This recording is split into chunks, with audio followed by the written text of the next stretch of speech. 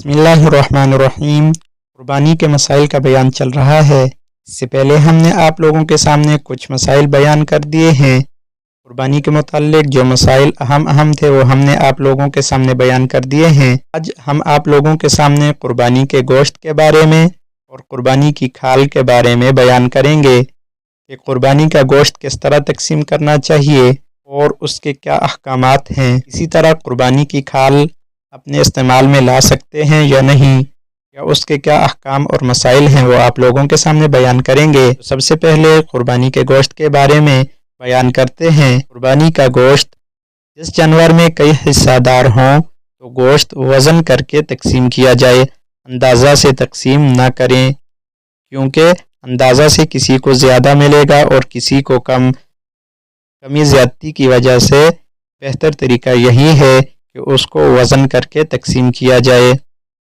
افضل یہ ہے کہ قربانی کا گوشت 3 حصہ کر کے ایک حصہ اپنے اہل و عیال کے لیے رکھے، ایک حصہ احباب و اعزاء میں تقسیم کرے یعنی رشتہ داروں وغیرہ میں،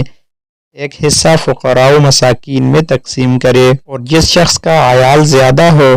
یعنی فیملی زیادہ ہو وہ تمام گوشت خود بھی رکھ سکتا ہے۔ قربانی کا گوشت فروخت کرنا حرام ہے۔ ذبح کرنے والے کی اجرت میں گوشت یا کھال دینا جائز نہیں،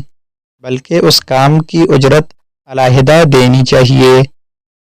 یعنی جس سے کوئی کام کروایا، اگر جانور ذبح کروایا تو اس کو اس کی مزدوری میں گوشت یا کھال دینا جائز نہیں، بلکہ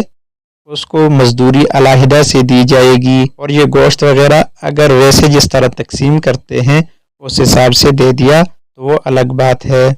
لیکن اجرت میں دینا یعنی مزدوری کے طور پر دینا جائز نہیں۔ قربانی کی کھال کو اپنے استعمال میں لانا، مثلا مسلح بنا لیا جائے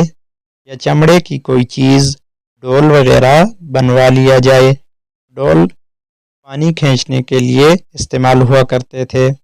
یہ جائز ہے، لیکن اگر اس کو فروخت کیا تو اس کی قیمت اپنے خرچ میں لانا جائز نہیں، بلکہ صدقہ کرنا اس کا واجب ہے، اور قربانی کی کھال کو فروخت کرنا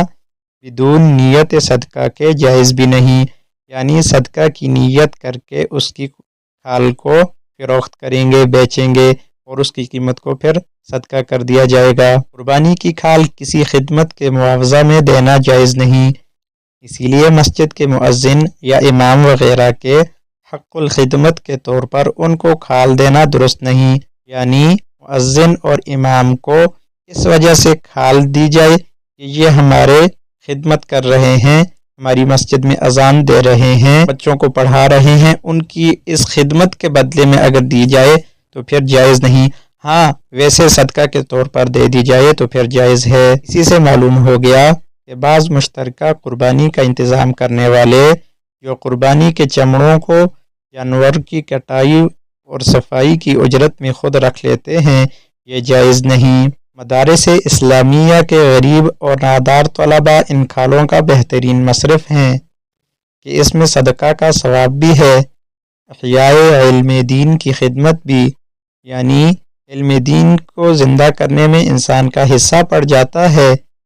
مگر مدرسین اور ملازمین کی تنخواہ اس سے دینا جائز نہیں، یعنی مدرسے میں پڑھانے والوں کی اور جو اور ملازم ہیں مدرسے کے، اس کی تنخواہ اس کھال کے پیسوں سے دینا جائز نہیں۔ قربانی کی کھال مسجد یا مدرسہ کی تعمیر و مرمت میں خرچ کرنا جائز نہیں، کیونکہ قربانی کی کھال کا صدقہ کرنا چاہیے، اور صدقہ میں کسی کو مالک بنایا جاتا ہے، لیکن مسجد یا مدرسہ اور اس طرح تعمیراتی کام جو ہوتے ہیں اس میں کسی کو تو مالک بنایا نہیں جاتا، اس وجہ سے تملیک کی شرط نہیں پائی جاتی، اس وجہ سے ان کاموں میں قربانی کی کھال کو لگانا جائز نہیں۔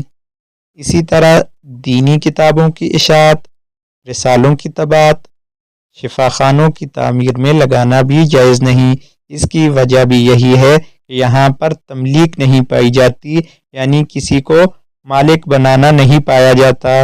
کیونکہ یہ کام تو مشترکہ طور پر ہوتے ہیں، اور صدقہ میں کسی کو مالک بنانا ضروری ہے، اس چیز کا کسی کو مالک بنا کر دینا ضروری ہے۔ تو یہ کچھ احکامات تھے جو ہم نے آپ لوگوں کے سامنے بیان کر دیے ہیں۔ اللہ تعالی ہمیں ان سب احکامات پر عمل کرنے کی توفیق نصیب عطا فرمائے اور قربانی کے مسائل کو خوب سیکھ کر سمجھ کر قربانی کو اچھی طرح سے ادا کرنے کی توفیق نصیب عطا فرمائے۔ اللہ تعالی ہمارا خاتمہ ایمان اور اسلام کی حالت میں فرمائے اور ہم سب کو دین اسلام پر استقامت نصیب عطا فرمائے۔